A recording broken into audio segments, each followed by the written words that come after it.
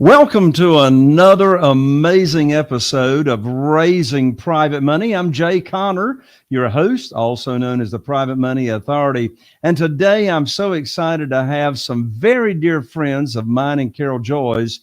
We're in mastermind groups together, and wow, have they got experience to share with you on raising a bunch of private money, how they've gone about it. In addition to all that, they have already flipped over 1,000 houses with complete success, and they valued it over $100 million and counting. So let me tell you something.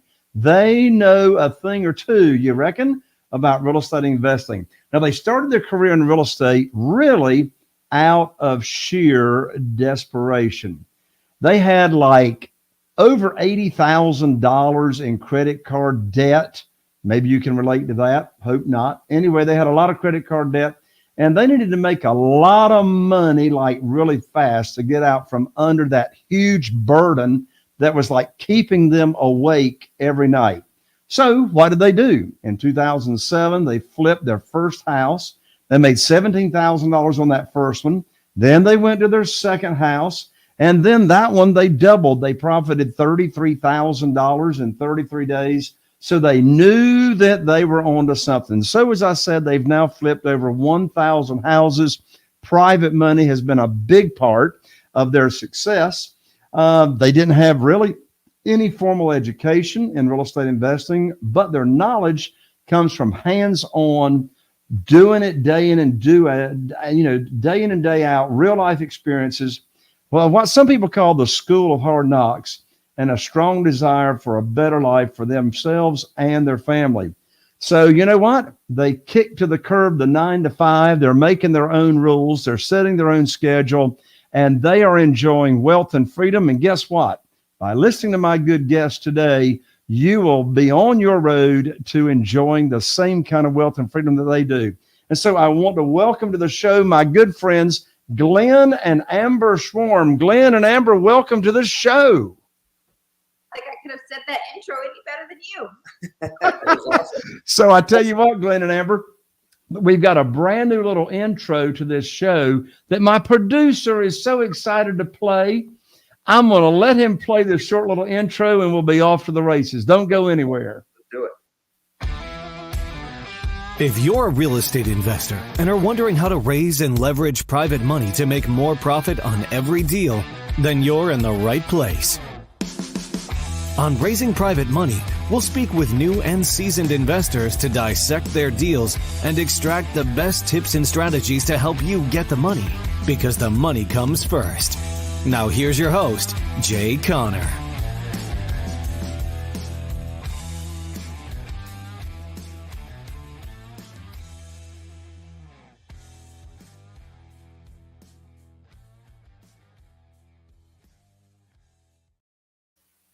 My first question, you all, is, your first flip that you did, 17,000 profit. The second flip you did, 33,000 profit. Did private money have anything to do with those deals, or was those different kinds of deals? No, we started we bought our first rental in 03, and then we started flipping houses in 07. Feels like forever ago. And we used a bank for the first note because you could get money pretty easy back then. And then we used credit cards to do the renovation. And then we did our first two houses that way. We thought we had the formula figured out. Then we got in trouble because all of a sudden 2008 comes, and the bank and the broker that I knew said, "Hey, Glenn, I don't have that program anymore for you." I said, "Well, you can get it for me. We're friends." He goes, "Dude, I can't get it for me." He said, "Those programs are gone." And the problem was, we had how many? 2 houses under contract right then. We didn't know how we were going to buy them. Yeah, we were under contract, had deposits, and they pulled the money out, and these were good deals. And we're like, and we had good credit.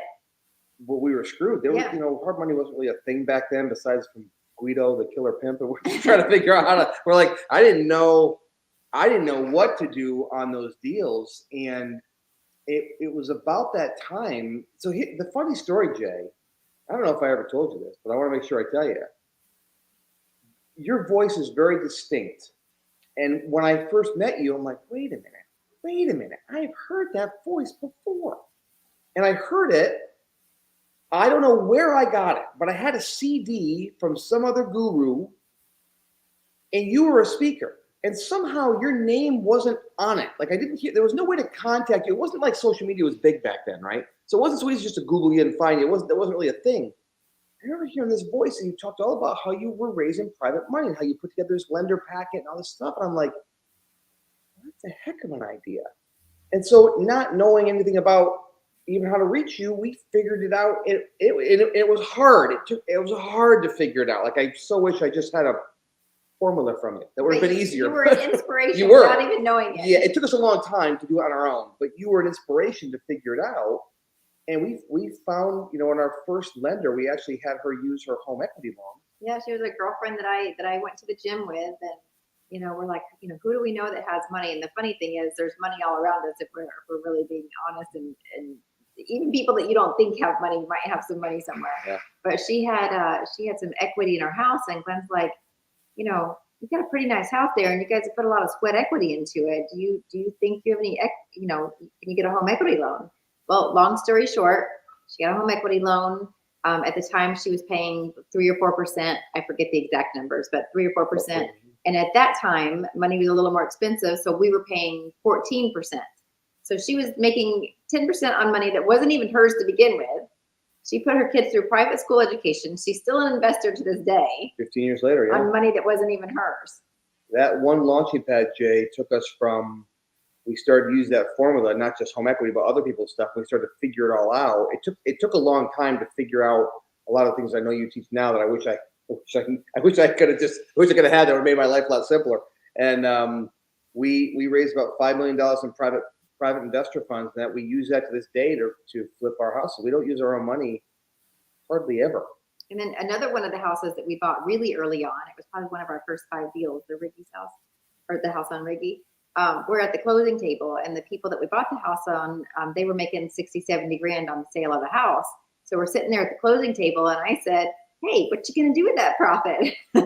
So they ended up being one of our private investors with that money. And then they've since turned over all of their, they put their money in a self-directed IRA, and they're all invested with us too. So we've had those same investors for 15 years. So long answer, but yeah, that's how we got started.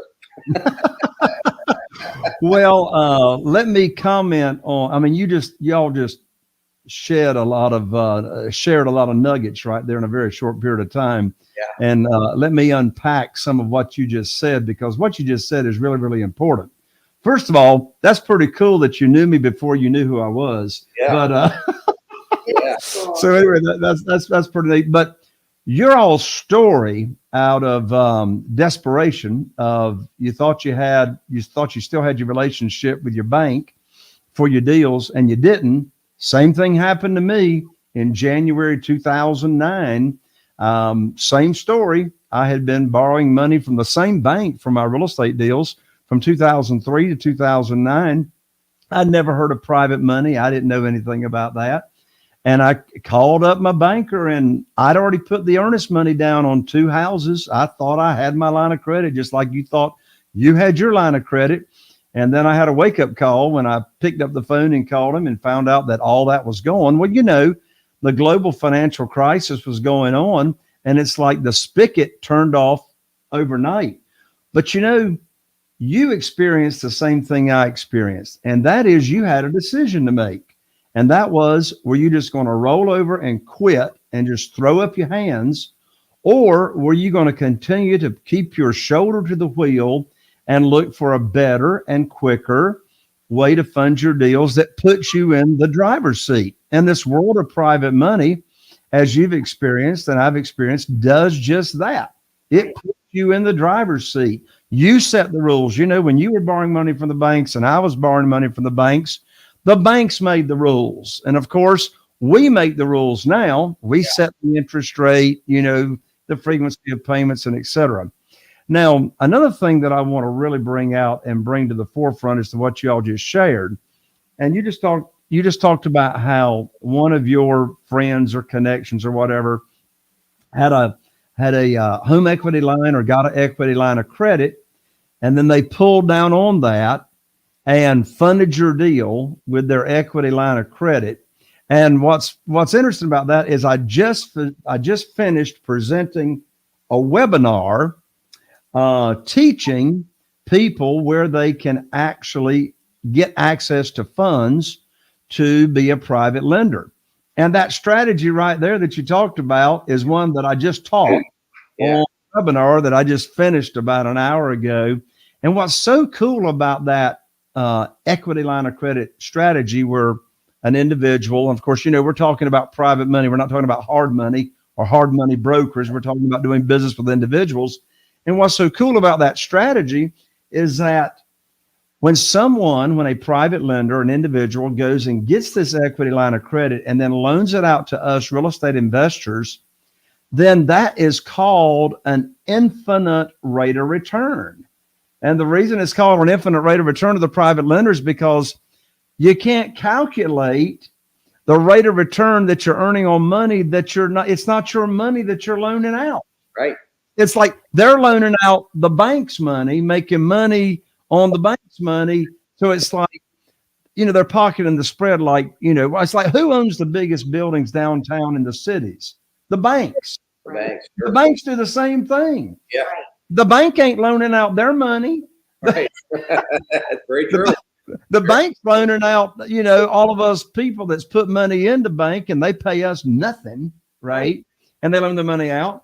So same thing. And, since you brought this strategy up, I want to share that there are at least two other strategies that's very similar to equity lines of credit, and it's called leveraging an asset that you have. So, a private lender can go get money from an equity line of credit. They can also, and I'm curious to know, Amber and Glenn, if you have any private lenders, have you had any private lenders use the arbitrage strategy called getting a portfolio loan set up, whereas they have stocks? Now, I'm not talking about retirement funds in the stocks. I'm talking about just they're invested in stocks and they like their stocks. They don't want to get rid of their stocks or mutual funds, but they can leverage that asset by opening up a portfolio line of credit, not margin. I'm not talking about borrowing on margin, but get a portfolio line of credit. They can keep their stocks. And in a portfolio line of credit, people can set up a line of credit up to 50% of the value of their stock brokerage account, borrow that money just like an equity line, lend it out to real estate investors and pocket the spread. Have you had any private lenders do that? I don't think so. I think early on we had one of our investors who's with us now who's all in self-directed IRA. I feel like early on we talked about that, but he never did that. So no, not a strategy we've used, but that's a great idea. Yeah. There's another one that's also arbitrage, and this is more popular. So I haven't had any of my private lenders do this, but I'm starting now to bring it up in conversation, is helping them think as to where they can get investment capital. And that is whole life insurance policies. Sure. Have you talk about how that strategy works? So we have not done that, but certainly the same thing. If you have a cash value built up in whole life policy, you can borrow against that, right? And I don't know the exact percentage of how much you can borrow against, but you can borrow against that.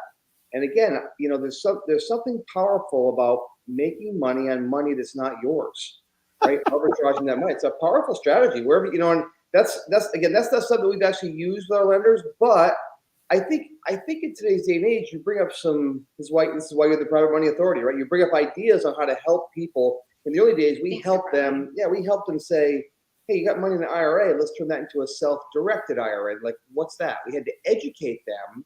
And once they understood, wait, I can give you money. That's in stocks. I go, it won't be anymore. Really? So, once we educate them, then they can convert those funds. Just like you're saying, you can find, the more ways you have, the more tools in your bag, the easier to get the job done, right? So, absolutely. Well, I want you and Amber to drill down on why it is important to know what self-directed IRA companies are and why it's so important to be able to have a conversation with a potential private lender about how they can use their retirement funds. But before you answer that question and teach from experience about the value of self-directed IRAs, let's give away a gift right now. I'm so excited about this recent private money guide that I finished writing. It's called The 7 Reasons Why Private Money Will Skyrocket Your Real Estate Business and Help You Build Incredible Wealth. Listen, if you want funding for your deals without relying on banks and hard money lenders and such, you want to download this guide for free. This will get you on the fast track to private money and getting more money than you can use to actually invest in your deals. Download this private money guide for free at www.jayconner.com/money guide. That's jayconner, jayconner.com/money guide. Download it for free. Get on the fast track to private money. So Amber and Glenn, talk to us about self-directed IRAs. What in the world is that? Why is it important to know about it? And then how do you work with your private lenders and self-directed IRAs? So self-directed IRA is just what it says, right? It's a way that you can take, normally when people have an IRA, or if they have a 401k that converts to an IRA or whatever, if they have any kind of an IRA, they have money in there that's growing tax deferred or tax free if it's a Roth. There's different versions. I won't dive down that rabbit hole. But traditionally, people have always expected that money goes in the stock market in some way, shape, or form. Well, that doesn't have to be the case once you educate people. So they can go through a third-party fiduciary company. There's several of them.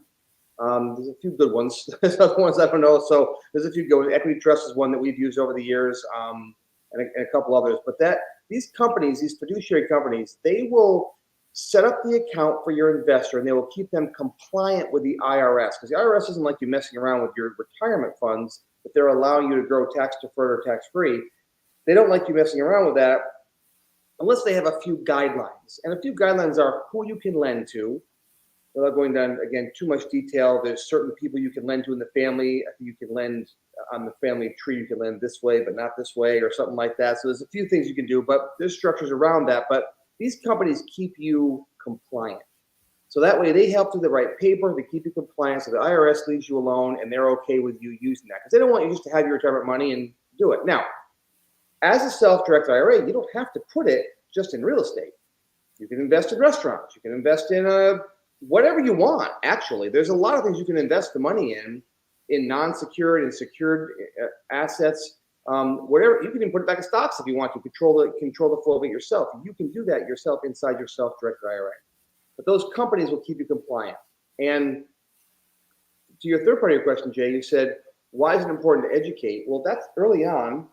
That's what we did. Our very first investor, first investor was Janie with the home equity. Then we had the investor he was in the stock market and he had 850 or 880,000 in the stock market. And when the market crashed in 2008, he lost half of it.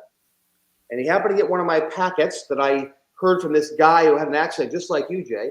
And I put this packet together and I sent it to a bunch of friends. He called me and said, "What is this thing you're doing?" I didn't talk to him in 2 or 3 years.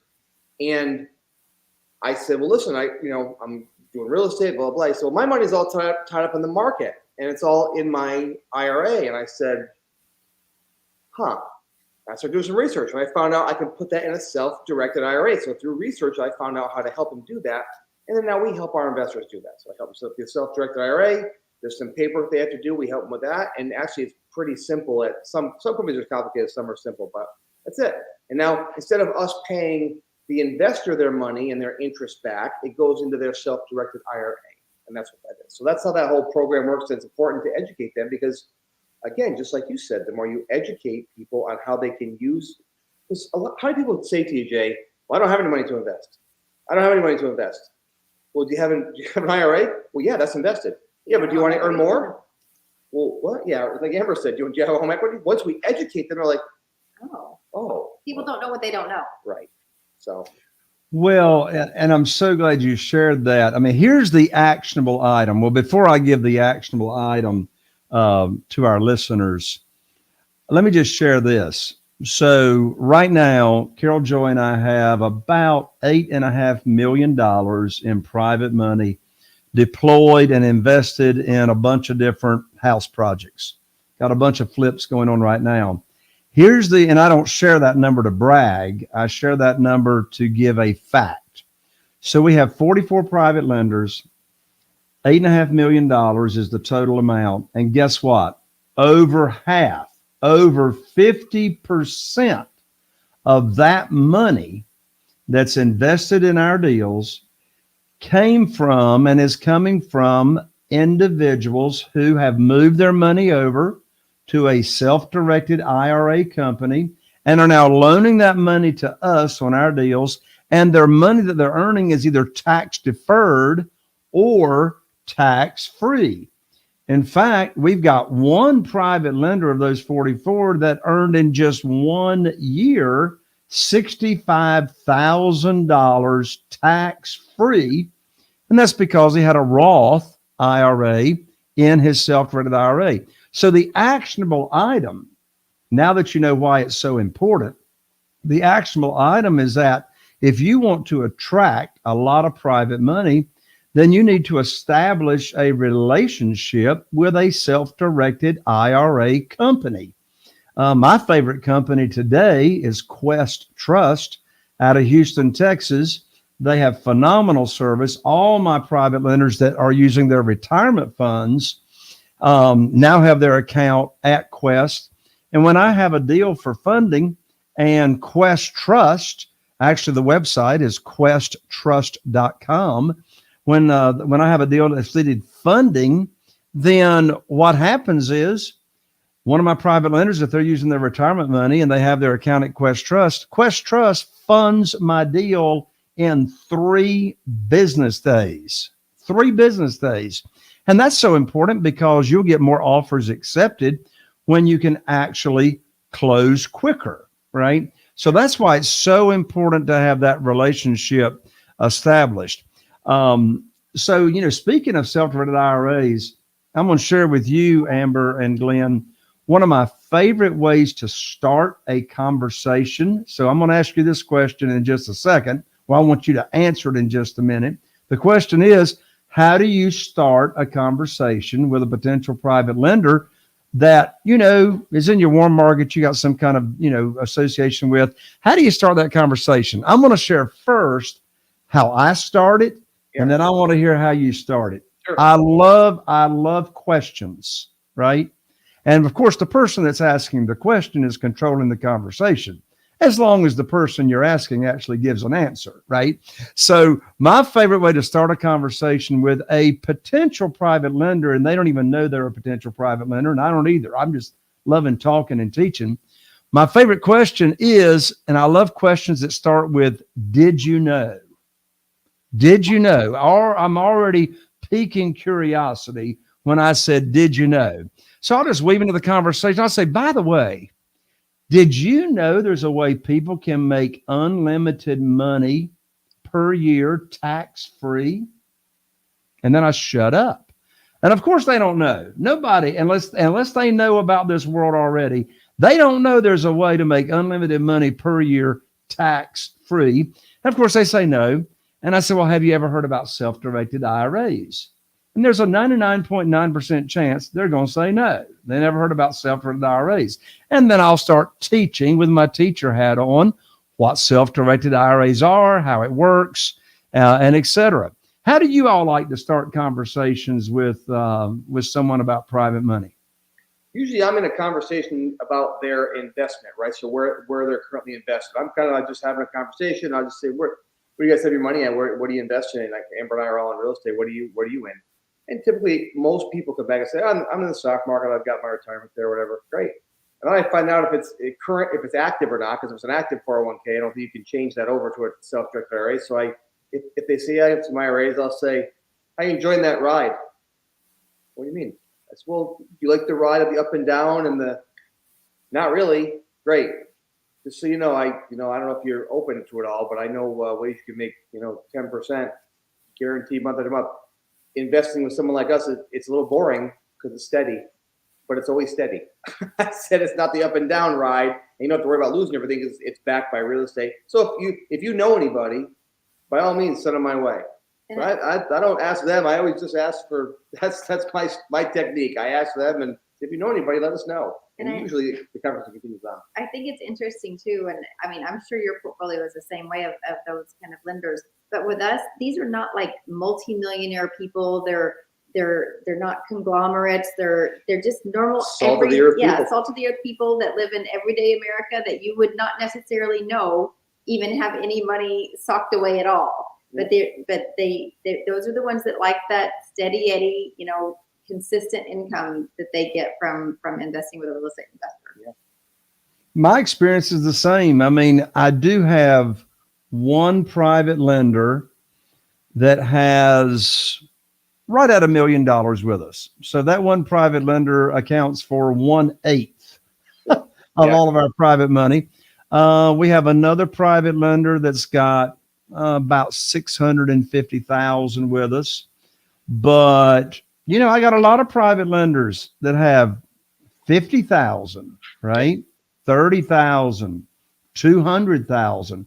And like you say, these are everyday people. At my live event, which is now titled the Private Money Academy Conference, one of the sessions I have at the live event is I'll have a panel of about 10 to 12 private lenders that Carol Joy and I use that live right here in the local area. And so we'll have them up there on stage and I'll interview them and I'll ask them questions such as, you ever heard of private money before I told you about it? Of course, the answer is always no. You ever heard of self-directed IRAs before we taught you about it? Of course, the answer is always no. And I asked the audience in attendance to make notes of commonality. What are some trends that these private lenders have in common? And some things that they always notate, we talk about it on the next morning at the event. They always say, well, they never knew about private money until you taught them. They never knew about self-directed IRAs until you taught them. And thirdly, they're all regular people just walking around like us. Right. Yeah. All right. Jay, I wanted to circle back for 1 second. One thing that I learned using the self-directed IRAs, most people, unless they're over, 72 or whatever age they have to start taking withdrawals, most people, obviously, that you can grow your own private lender base by growing your investor's base. So, our investor started with 440,000, now has about $1 million with us here 15 years later. He's taken some distributions, but we've been able to grow our own base by making interest, paying it back. Now he has more to lend to us next time because it's in a self-directed IRA and he wants to lend it back to us. So when you create your own, through growing your business and growing their money, you grow your money. Plus they tell their friends about it. That always works too. Yeah. That always works too. Based on what you just said, Glenn, I've got a friend.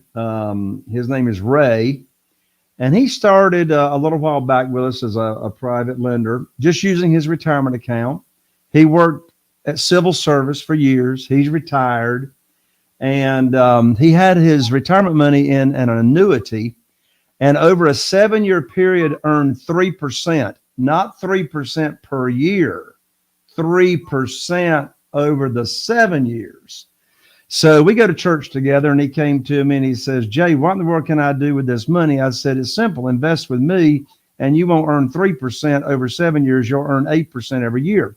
Well, here's to your point. He started at $80,000. He now has in his retirement account over $200,000 based off of the interest that he accrues and earns. Of course, we structure a lot of our deals where there's no monthly payments. I mean, what real estate investor wouldn't love to buy a house, bring none of your own money to the closing table, bring home a big check and make no monthly payments at all. And then when you sell it, cash out, pay your private lender back the principal amount, and along with the interest that they earned. But yeah, I mean, like you say, it's like they start out at a certain level. It grows. You have more private money at your disposal. And there's one thing I've learned. Let me ask you a question. When you have a new private lender starting with you too, do they always have more than they tell you? Oh yeah. yeah. They usually keep their, unless it's a good friend or family, they keep their cards pretty close to their chest. And so They're Let me test this out. They're Yeah. testing it, and we've often in the early days just we haven't had to raise money. Well, we actually have new ones this past year, but we will tell them to test us. Test us on one deal, 100, 200 grand, whatever it might be. You know, test us out, see if you like us. If I know they have more, just test us out. Let us earn it. If you like the way this whole process feels, then we'll go on. Simple as that. I keep it real low key because at the time I probably only need money for one deal probably. So that's usually all I need, right? If they say give you $1 million, it's hard to just deploy $1 million if you're trying to buy 4 or 5 houses. It's difficult to deploy that at any one given time. So it's better to spread. Well, and you know, I know you all experienced the same thing I did, and anyone that does private money the way I do it and the way you all do it, you're going to run into a problem pretty quickly, and that is you're going to have more money at your disposal than you can put to work. Which, you know what? That's a pretty good problem. I'd rather have too much money ready to go than not enough. What'd you say, Amber? Not a bad problem to have. No, not a bad problem. So I know our listeners want to stay in touch with you, and I think you got a new book out. You got an amazing podcast that I absolutely love. I want people to learn about your podcast so they can follow you. I want them to learn about your new book. But before you plug them into to the book and the podcast and all that, one more question. What is your all's favorite, and there's many, but what's your all's favorite method for raising private money? So I would say our favorite method, and what we teach our students too, is really what you taught us, Jay. Our favorite method when we started, and we haven't done this for a while, we started by just sending out to our existing, just people that I knew, and I just sent a packet, and I don't ask them for money. I say, if you know anybody, we pay a referral fee if you know anybody that might be looking out. And we have a portfolio that kind of shows what we've done, that kind of stuff. Now it's just being who we are. I think just being who we are and being out there and being successful, you attract money. I have a guy that I'm going to be taking a couple $100 grand off his hands here next week. Matter of fact, he saw a new show that came out called The Big Flipping Break. It's a new show that's airing, and he was my personal trainer back 7 years ago. And every once in a while there'd be a text here and there, but we really haven't stayed in touch. And he reached out. His exact words were, because he spent a year training with me, so he knew he was in my home. He knew me. He said, I got a couple $100 grand sitting on the sidelines. If there's anybody that I trust with that money, it's you. Could you tell me about, are you taking on any more private lenders? So I think just being who you are and letting people know what you do. If you're a real estate investor, if you don't tell anybody what you do and you're not looking for money, then you'll never raise any. But also having integrity and Absolutely. operating with integrity and having that good reputation of always taking care of our investors has been a really big part of it. Absolutely. But I think like for new people, especially like right now, we have it coming to us. We don't really have to ask for it too much anymore. But Right. For new people, one of the keys for us in the beginning was taking that side door approach, like Glenn was saying, because it takes the pressure off of just saying, hey, can I borrow money from you? Or hey, do you have any money? Yeah. It's, hey, who do you know of? Here's what I've got going on. And I know you have a great circle of friends. Who do you know of that might be interested in something like this? And taking that side door approach was really helpful. Yeah, for sure. You know what? I had the same experience, and that was my very first private lender. I told him I needed his help to refer people to me, and the next day he had $250,000. It's right? funny. Yeah. My first guy called me and said, "Well, what about me?" I said, and I didn't give it to you right away. I said, well, "I don't know. What about you?" And that's mercy. Well, look, I mean, I could talk with you all day about our favorite subject, but I know you're needing to jump and head to another appointment. So please share right now your new book, the podcast. How can people follow you? Because I know they want to hear more. Yeah, we do have a lot going on. So the best way to find us is just to go to glennandamber.com, and that has links to our book, our TV show, our podcast, all of our social media platforms, our workshop. I mean, you name it, it's on that website. So glennandamber.com. Yeah, we'd love to connect. So let's spell that out. Let's spell that out for them. So that's www.glenn, GLENN, and A-N-D, Amber, AMBER.com, glennandamber.com, and that'll get you all plugged in. Go ahead, Glenn. You were saying something. No, that was it. Just whatever she said. I'm good. That's awesome. Well, look, thank you so much for joining me on Raising Private Money. Dave, thanks for having us, and thanks for doing what you do, man, because you inspired us 15 years ago, 16 years ago, you didn't even know it. I didn't even know who you were until I heard your voice and went, huh, that sounds familiar. Yeah. I remember that voice all those years. So thank you, my friend. Thanks so much, Dave. It's always a pleasure talking to you. Awesome. God bless y'all. I love you. That's from me and Carol Joy, and look forward to seeing you soon at another mastermind meeting. See you soon. See you soon. All right. There you have it, my friend. I'm Jay Conner, the Private Money Authority, wishing you all the best. And guess what? Just like you just heard from Glenn and Amber, I need your help. How do I need your help? I need you to share this show. If you found it to be valuable, share this show with at least one friend that can make a difference. If you're watching on or listening on iTunes, there's 3 dots in the upper right-hand corner right there. Be sure to follow so you don't miss out. And if you are watching on YouTube or any of our other video channels, be sure to subscribe. Click that bell on YouTube so you don't miss out on any of the upcoming shows. And so we're looking forward to seeing you right here on the next Raising Private Money. Are you feeling inspired by the knowledge you gained in this episode?